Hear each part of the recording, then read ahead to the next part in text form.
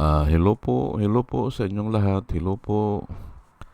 Ngayon po ay ah, 18 ng Marso 2026 anyo, at good morning po sa inyong lahat.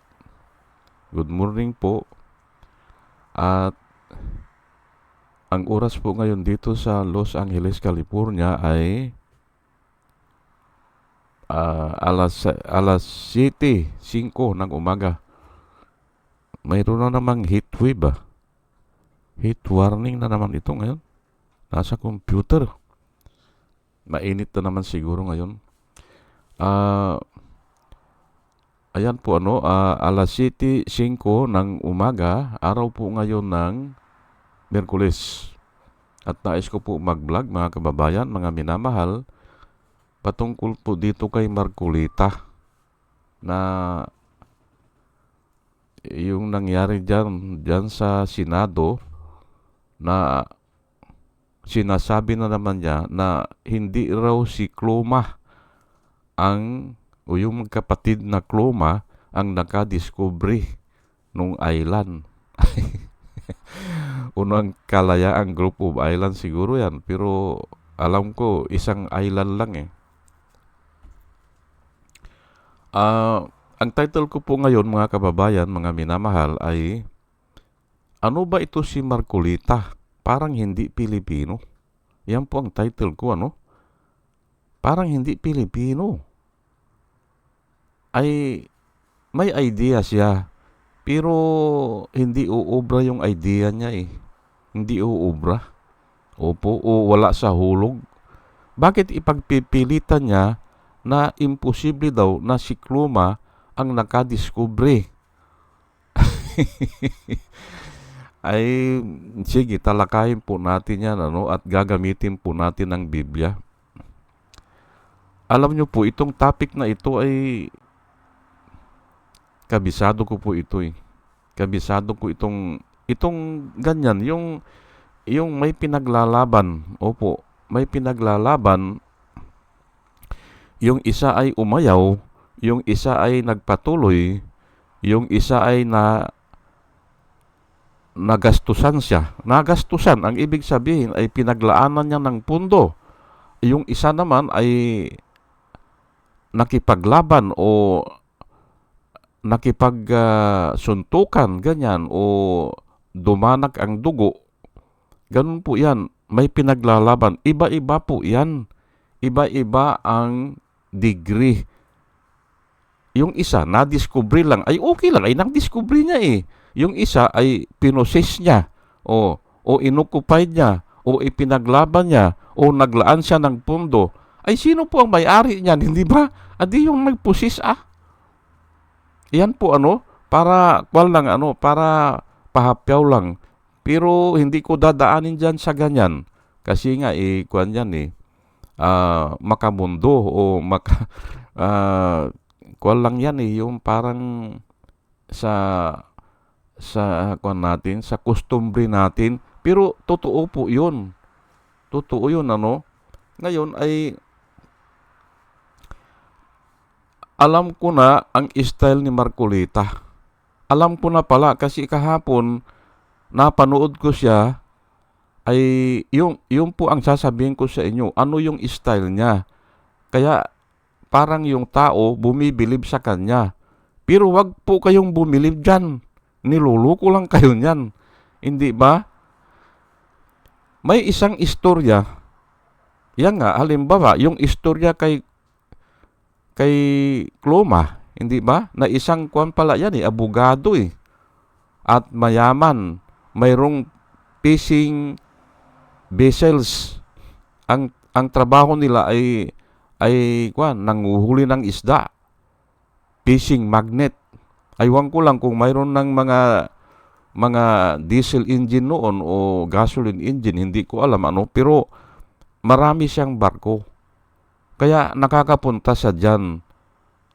At na-discover nga niya yan.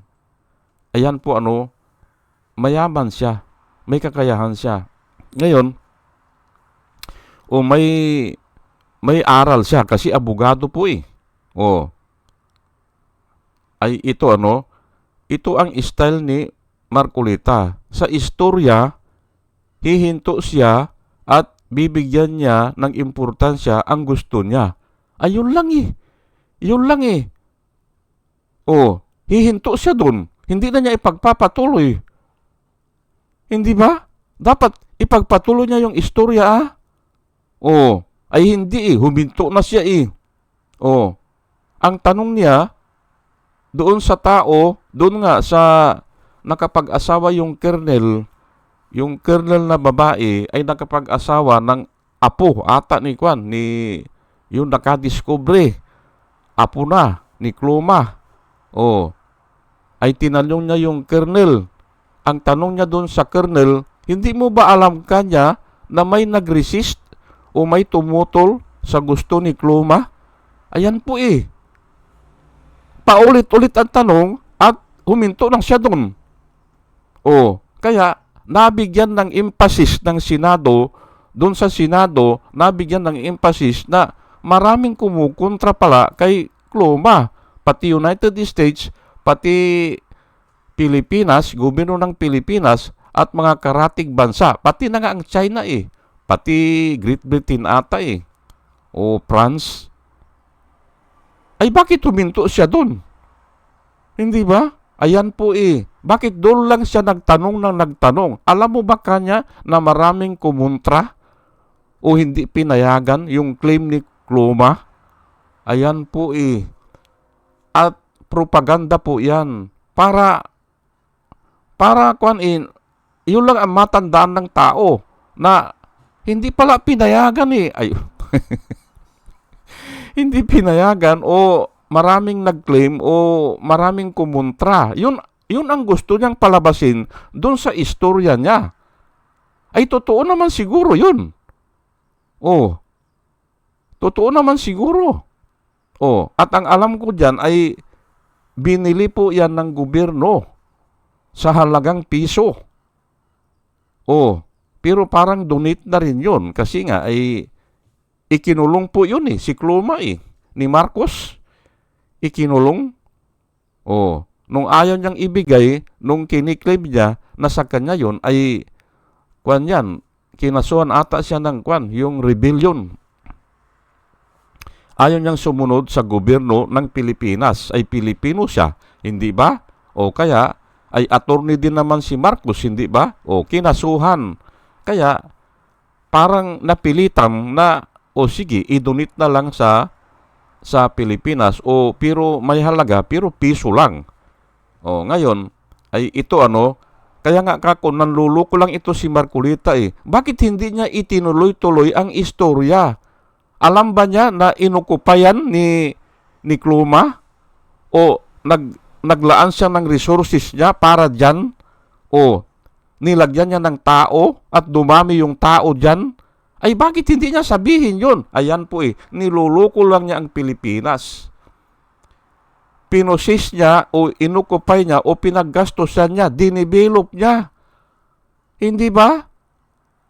At sa batas po ay kahit na saan namang bansa ay simple kung ikaw ang nag-occupy dyan, ay adi ikaw ang mang-ari dyan, ang ibig sabihin, wala namang kampamento ron. O, wala naman na nag-invest doon. Hindi ba? Kasi kung nag-invest, ganun sa ginawa nung Espanyol noon, na bumalik sila dito kahit napatay si Magellan dyan, bumalik yung mga expedition nila at inokupay itong Pilipinas. Nagtayo sila ng gobyerno. Ganun po pinaggastusan o ilang balik ang mga expedition. Nagpadala ng mga Guardia Civil, hindi ba? O ng mga sundalo. O at karamihan doon sa mga sundalo ata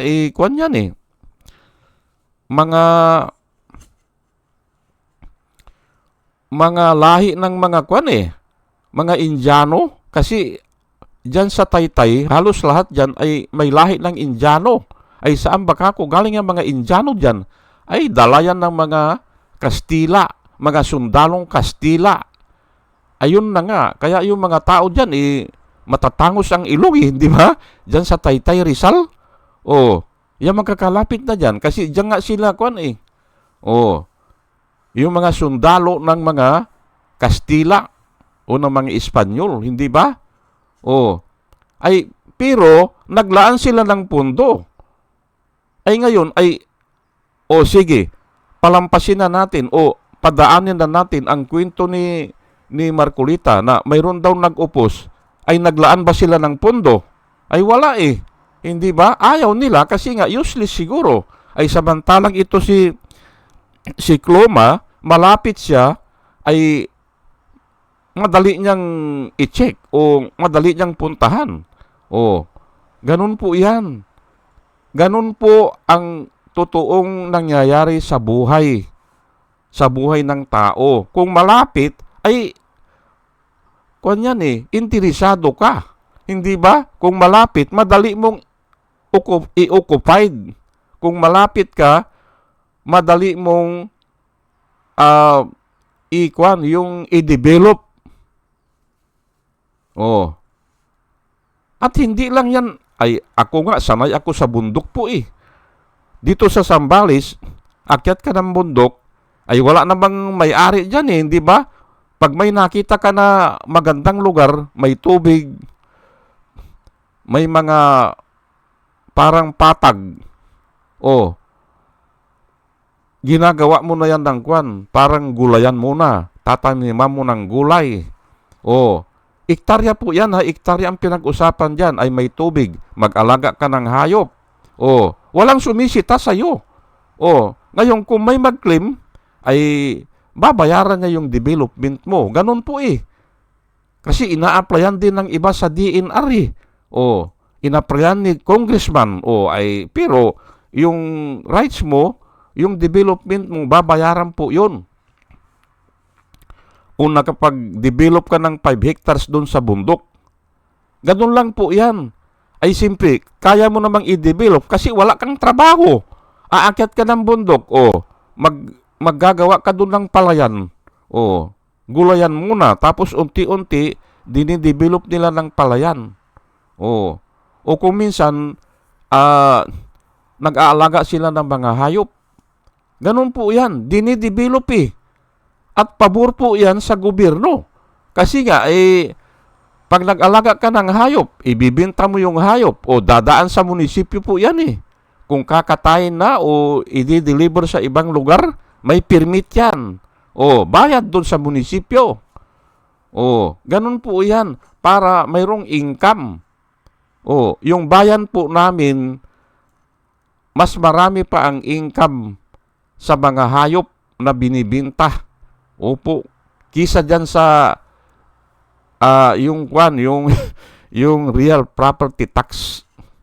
Opo. Mas marami pa yung hayop yung nakukuha doon sa pag nagbibintahan ng hayop. Ang bilis po niyan ang bilis sa real property tax maghihintay ka pa ng 1 taon. At saka kung minsan hindi naman binabayaran, hindi ba? Pero sa hayop, bago i-deliver dyan, para hindi sila masita doon sa mga checkpoint dyan o mga barangay, paglagpas ng bayan, mayroon silang mga yung mga permit o mga deed of sale. Ganun po yan. Ngayon, ito nga bakit gusto ni Marcolita na i-discuss niya na may kumontra. Oo nga, naandun na tayo. May kumontra. Pero, inilaan ba nila ang buhay nila dyan? Hindi. Wala yan, hindi ba? Nagastusan ba sila doon? Hindi. Kumontra lang sila. At kahit na po anong profession, kahit na po anong hanap buhay, nangyayari po yan ganyan. Mag-aral ka ng engineering, siyempre, yung iba bumabagsak talaga Pero yung iba nagpapatuloy, nag-aaral talaga. At kung sino yung umabot hanggang dulo, hanggang board exam, ayun yung successful. Hindi ba? Ganun lang po yan kung may kumontra nga, huminto ka na, di wala Ano ang Ano bang gustong palabasin ni Marcolita? Bakit nilalaban niya ang China na ang sabi ni Marcolita ay na-discover din yung kanya ng China? Ay oo nga, ay bakit hindi nila nilagyan ng tao? Hindi ba? Ay si Kluma, nilagyan niya ng tao. Baka tinaniman pa niya ng mga manggayan o mga puno ng nyug. Hindi ba? Para yung tao na naandun, mabuhay na doon. Ganun po yan. Inukupay nga niya eh. Oh. Ay, ito po ang ibibigay ko na Bible verse para suporta dyan sa sinasabi ko. Iba po kung naglaang ka ng pundo. Iba kung yung sarili mo ay inilagay mo doon o nagpakahirap ka doon o naduguan ka sa pakikibaka o pakikipaglaban ng iyong karapatan. Iba po yan. O ito babasahin ko sa Hebrew 12:4 para maintindihan ni Marcolita na bakit kahihinto doon. O, kumontra sila. Ayaw nila yung ginawa ni Kluma. Ay pero naglaan ba sila ng budget? Wala eh. Nagpadala ba sila ng mga sundalo o mga expedition para kontrahin si Kluma? Wala naman eh. Oh, bakit huminto ka doon? Oh, wag kang hihinto doon ipaliwanag mo ano ba nangyari. Oh, ito Hebrew 12:4, in your struggle against sin, you have not yet resisted to the point of shedding your blood. Yan po ang sinabi sa Hebrew. Matindi po ito, hindi ba? Sa pakikipaglaban daw natin sa kasalanan o ayaw natin yung kasalanan, in your struggle against sin, hindi ba? You have not yet o hindi ka pa nagresulta o hindi ka pa nagresist to the point na ikaw ay napaduguan o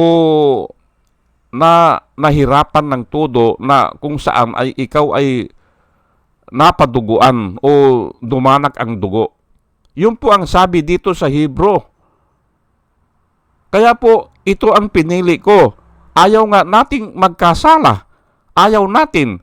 Ay pero pag naandyan naman na ang kasalanan ay kinukuha natin, ginagawa natin. You have not yet resisted, sabi po ng Biblia, you have not yet resisted to the point of shedding your blood. Ayan po. Kaya hindi ka magtatagumpay. Hindi ba? Sa pakikipaglaban sa kasalanan. Kasi nga, pag nahirapan ka na, ay umaayaw ka na eh. Ayan po ang ibig sabihin yan. In your struggle against sin, inuulit-ulit ko lang para maintindihan po natin. Ano ba itong nilalakad ni Marcolita? Hindi ba? In your struggle against sin, you have not yet resisted to the point of shedding your blood. Yan po ang sinabi. Ay sino ba yung nag-shedding ng blood? Ay simple sila Paul sila Apostle Paul, si Pedro, lahat yun, yung mga ligtas o yung mga pinili ng Panginoon or sabihin natin na appointed by God o yun nga, pinili nga sila eh. Hindi po ganyan kay Apollo Kibuloy na appointed son of God. Hindi po ganyan, kalukuhan po yan eh. Iyon sila, handa silang ibuwis ang kanilang buhay. Sila Pedro. At itong sumulat ng Hebrew, kung sino man ang sumulat ng Hebrew, kasi naranasan nila yan na hanggang doon sa mahirapan sila na kung saan ay dumadangnak ang dugo. Ayan po ang ibig kong sabihin dyan.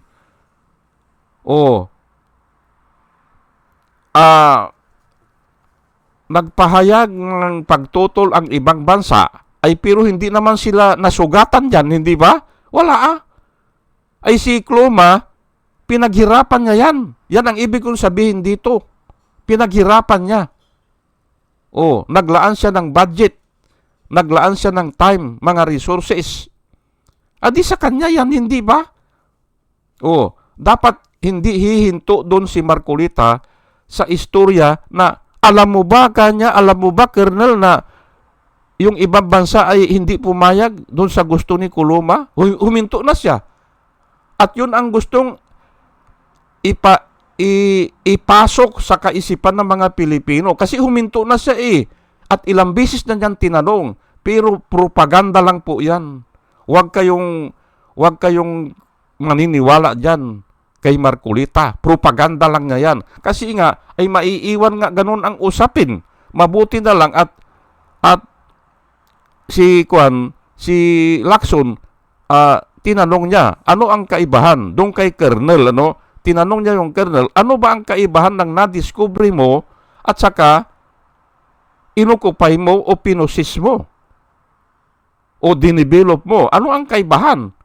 Sir, sabi niya ay yung na-discovery mo ay nakita mo lang o nalaman mo lang. Pero yung inokupay mo, ay iba po yan. Kasi nga, naglaan ka ng oras dyan. Hindi ba? Ayan po At doon, natabimi si Marcolita kasi hindi niya inistorya na inokupay Naglaan ng mga pundo. Naglagay ng mga tao. Hindi natin alam kung yung mga fisherman niya doon na lang. Alam niyo po sa ganyan, pag nakadiscover sila ng isang island na iniiwan na yung iniiwan na yung ibang fisherman At kung may mga huli sila, doon nila nilalagay. Doon sa island na yan. Opo, at hindi nila aalisan yan. Lalaot na naman sila. Kung minsan nga, bumabalik na lang sila ng Palawan yan after a few months. Padadamihin muna nila ang huli nila. Ganun po yan. May naiiwan na ron. Ganun po, parang imbakan lang nila, imbakan. O kaya ay yung mga gamit nila, doon na nila ilalagay. Ganun po O kaya, shelter nila pag may bagyo. Kung may bagyo, ay simple, gagawa na sila ng mga bahay-bahay dyan O mga shelter nga Ayan po, pag nakadiscover sila. Ngayon ay ito, susog na naman ito. Nung itataas ko lang po James 1 verse 12, blessed is the man who perseveres under trial. Ayan po nagpersevere si Cloma. Hindi ba? Kahit na hirap siya o may mga kumukontra, blessed is the man who perseveres under trial. Actually, ito trial and temptation po ito, because when he has stood the test, he will receive the crown of life that God has promised to those who love Him. Pero ito ay religion na ito. Hindi na yan, Blessed is the man who perseveres under trial. Yan na lang, hindi ba? At di bless yun si Cloma, hindi ba? Kasi nga nag-persevere siya Ano ba ang gustong palabasin ni Marcolita ngayon? Yun lang, yung ikikwento niya na maraming nag-upos. Pero nga, hindi niya kinwento na nag-persevere si Cloma. Nilagyan niya ng tao. Ayan po, hindi ba? Nilagyan niya ng pundo. 2 Corinthians chapter 4 verse 8. We are hard pressed in all sides, but not crushed. Perplexed, but not despair. Persecuted, but not forsaken. Struck down, but not destroyed. Ayan po ang sinabi dito sa 2 Corinthians 4:8. Ano po ang kwan dito? We are pressed on all sides. At yan ang naranasan ni Cloma. Sa kwento ni Marcolita, dahil nga marami siyang kalaban pati nga gobyerno ng Pilipinas, pati si Marcos hindi ba? But not crushed. Hindi siya tumigil, hindi ba? Hindi siya nadurog. Perplexed. Ito po ay para siyang hinihila ito eh. Parang pinaghihiwa-hiwala yung katawan niya, but not despair. Hindi ba? Hindi siya nasiraan ng loob. Hindi ba? Si Kluma. Oh, persecuted. Ayan po eh. Ibinilanggo nga ni Marcos yan eh. Hindi ba?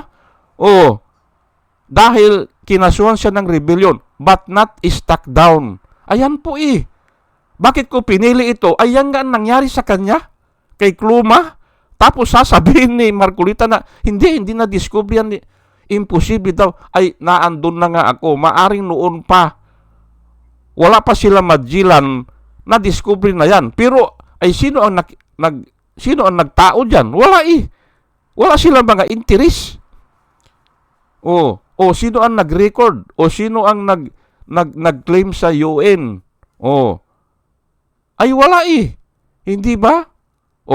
Ito persecuted but not forsaken. Stuck down but not destroyed. Hindi siya na-destroy. Yan po ang sinasabi ko sa inyo, hindi ba? Na ayaw palabasin ni Marcolita kasi hihinto na siya dun sa istorya niya. Ayan po eh. Paliwanag na propaganda movement lang ito si Marcolita. Huwag po kayong maniwala dyan. Hindi ba? Kasi huminto siya ng istorya eh. Hindi ba? Ako ipagpapatuloy ko. Ayan nga. Hindi ba? I-donate niya o ibinigyan niya sa gobyerno ng Pilipinas. Ayan po. Hindi ba? Sige nga. Kung ano ang irarason ni Marcolita dyan. Hindi ba? Parang hindi siya Pilipino. Na-discover na nga ng Pilipino eh. O kaya ay tinauhan na ng Pilipino o pinaglaanan ng kanyang buhay o kanyang mga resources. Ayaw mo pa yan? Tapos sasabihin pa niya na, ay maraming kumukontra dyan. Ay oo nga eh. Ay bakit hindi sila nagpadala ng mga sundalo? Hindi ba? Kung gusto pala nila yan. Parang ganun sa ginawa ng Espanyol sa atin. Nung kapanahon ni Magellan, namatay si Magellan, pero bumalik. Yung mga expedition nila, hindi ba? Ganun lang po yan. Ay, aywan ko ba kung may maniniwala pa dito kay Marcolita? Huwag po tayong maniwala dyan. Nanluluko lang yan. Pati sarili niya, gusto niyang lukuhin. Aywan ko lang kung malaki ang bayad sa kanya, o kung magkano ang bayad sa kanya ng kwan ng China. Sige po, hanggang dito na lang po, at sana po ay may naintindihan po tayo. Iba po ang nagsakripisyo. Iba yung dumanak ang dugo o tumalagatak ang pawis. Naglaan ng pondo o ng oras. Iba po yan. Iba po yan. Doon sa nakadiscover lang o nakita lang niya, hindi ba? Hindi niya pinaglaanan ng oras, ng panahon o ng pondo o ng kanyang buhay. Ayan po. Iba po yan. At sinabi ko na ang kaibahan. Ginamit ko po ang Biblia. Hindi ba?